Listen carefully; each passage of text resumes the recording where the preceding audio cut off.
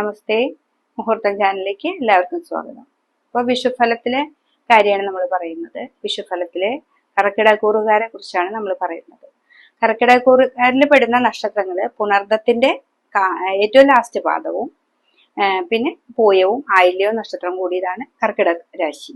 ആ രാശിയിലെ പുണർദ നക്ഷത്രക്കാരെ സംബന്ധിച്ച് അവർക്ക് കഴിഞ്ഞ ഒരു വർഷത്തെ ഫലം ഇത്തിരി കൂടി നല്ല അനുകൂലാവസ്ഥയായിരുന്നു. പക്ഷെ ഈ ഒരു വർഷമാവുമ്പോൾ അവർക്ക് വ്യാഴത്തിനൊക്കെ ഒരു മാറ്റം വരുന്ന ഒരു സമയമാണ്. അപ്പൊ ഗുണങ്ങളും ദോഷങ്ങളും സമ്മിശ്രമായിട്ടുള്ള ഒരു ഫലമാണ് പുണർദത്തിന്റെ ലാസ്റ്റ് പാദമുള്ളവർക്ക്.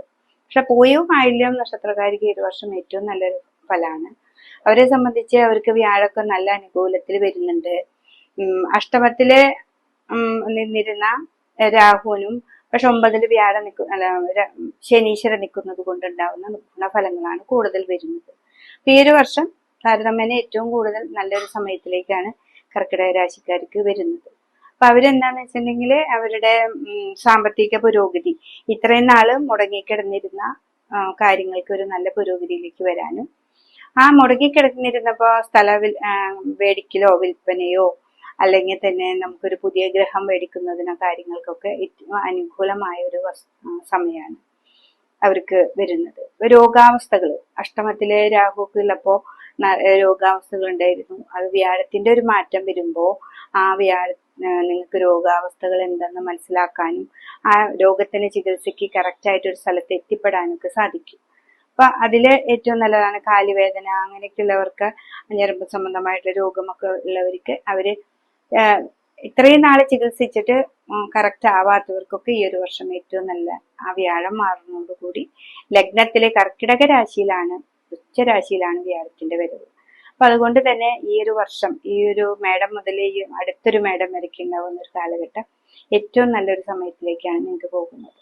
അപ്പൊ വിദേശവാസത്തേക്ക് പോവാൻ നോക്കി നിൽക്കുന്നവര്, പ്രമോഷനായിട്ട് നോക്കിയിരിക്കുന്നവര് അവരൊക്കെ ഉണ്ടല്ലോ. അപ്പൊ അവരൊക്കെ എക്സാം ഒക്കെ എഴുതി അവരെന്താണെന്ന് മനസ്സിലാക്കി നോക്കിയിരിക്കുന്നവരായിരിക്കാം. അപ്പൊ ഈ ഒരു വർഷം ജൂണിന് ശേഷം, അതായത് ജൂലൈ ഒക്കെ തുടങ്ങിയിട്ട് ഇവർക്ക് നല്ലൊരു മാറ്റത്തെ പ്രതീക്ഷിക്കാം.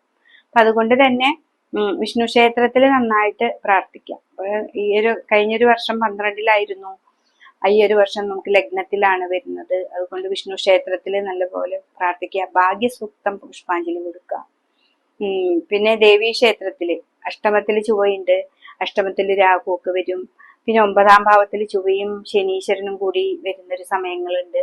അപ്പൊ ദേവീ ക്ഷേത്രത്തിൽ പോവുക, ചുവന്ന പൂക്കൾ കൊണ്ട് അർച്ചന കൊടുക്കുക. ഇതൊക്കെ ചെയ്യുകയാണെങ്കിൽ തന്നെ നമുക്ക് ഏറ്റവും നല്ല ഭാവത്തിലേക്ക് എത്തിച്ചേരാനായിട്ട് നമുക്ക് സാധിക്കും. പിന്നെ അതേപോലെ തന്നെ മുടങ്ങിക്കെടുക്കുന്ന പല പ്രതിസന്ധികളും അല്ല വിവാഹ കാര്യങ്ങളും, ഇപ്പൊ ചിലർക്ക് വിവാഹ കാര്യങ്ങൾ മുടങ്ങിക്കെടുക്കുന്നുണ്ടാവാം. സാമ്പത്തികമായിട്ടുള്ള എല്ലാ കാര്യങ്ങൾക്കും ബ്ലോക്കാണ് കഴിഞ്ഞൊരു വർഷം മുഴുവൻ ഉണ്ടായിരുന്നു. അപ്പൊ ഈ ഒരു വർഷം ആ വ്യാഴത്തെ നന്നായിട്ട് പ്രാർത്ഥിച്ചുകൊണ്ട് മുന്നോട്ട് പോവുകയാണെങ്കിൽ കർക്കിടക രാശിക്കാരെ സംബന്ധിച്ച് ഏറ്റവും നല്ല ഒരു ഫലത്തിലേക്കാണ് പോകുന്നത്. പിന്നെ ഇതില് പറയേണ്ട ഒരു കാര്യത്തില് പുണർദ നക്ഷത്രക്കാരാണ്. പുണർദ നക്ഷത്രം 2 കൂറിൽ പെടുന്നതാണ്. അത് മിഥുനക്ക കൂറിലെ 3/4 ഭാഗവും 1/4 ഭാഗം മാത്രമാണ് കർക്കിടക കൂറിൽ വരുന്നത്. അപ്പൊ ഇവരെ സംബന്ധിച്ച് ഇവർക്ക് കഴിഞ്ഞൊരു വർഷം ഇത്തിരി കൂടി നല്ലൊരു സമയവും ഒക്കെ ആയിട്ട് നിൽക്കുന്ന ഒരു സമയം. അപ്പൊ 2 കൂറിലാണ് ഇത് പെടുന്നത്. അപ്പൊ ഏത് കൂറിലാണോ നിങ്ങളുടെ നക്ഷത്രം എന്ന് മനസ്സിലാക്കി ശ്രദ്ധിച്ചാല് ഇതിൽ നിന്ന് മാറ്റം വരും.